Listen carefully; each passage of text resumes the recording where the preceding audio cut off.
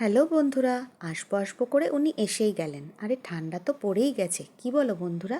একটু গরম গরম চিকেন স্টু হয়ে যাক। চিকেন স্টু এর রেসিপিটা আমি ফেসবুকে ইউটিউবে অনেকবার দিয়েছি, আর যতবারই দিয়েছি ততবারই দারুণ সাড়া পেয়েছি।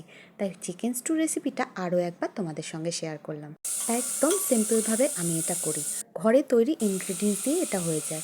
কড়াই বা প্রেশার কুকার যেটাতেই করবে, খানিকটা অলিভ অয়েল দিয়ে দাও, তারপর গোটা গরম মশলা ফোড়নে দিয়ে দাও, মানে এলাচ, দারচিনি, লবঙ্গ।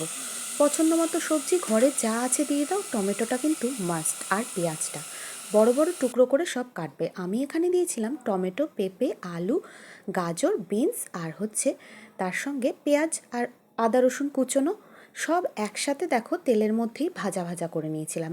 আর একটা কথা, এটা কিন্তু সাদা তেলেও করতে পারো, তবে সর্ষের তেলে একদমই নয়। তো এটা ভালো করে ভাজা ভাজা করে পছন্দসই চিকেনের পিসগুলো দিয়ে দাও পছন্দ মতো। তারপর ভালো করে নাড়াচাড়া করো আরও 5 মিনিট। কালারটা চেঞ্জ হয়ে গেলে একটু জিরের গুঁড়ো আর একটু গোলমরিচ গুঁড়ো দিয়ে দাও। তারপর আরও কিছুক্ষণ ভাজা ভাজা করে পরিমাণ মতো জল দিয়ে দাও।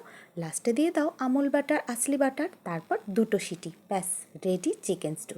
কেমন লাগলো রেসিপিটা? ভীষণ তাড়াতাড়ি হয়ে যায়, আমার তো খুব পছন্দের। শীতকালে আমার একটুতেই ঠান্ডা লেগে যায়, আর চিকেন স্টুটা তখন আমার পথ্য হিসাবে হয়। সবাই তোমরা খুব ভালো থেকো।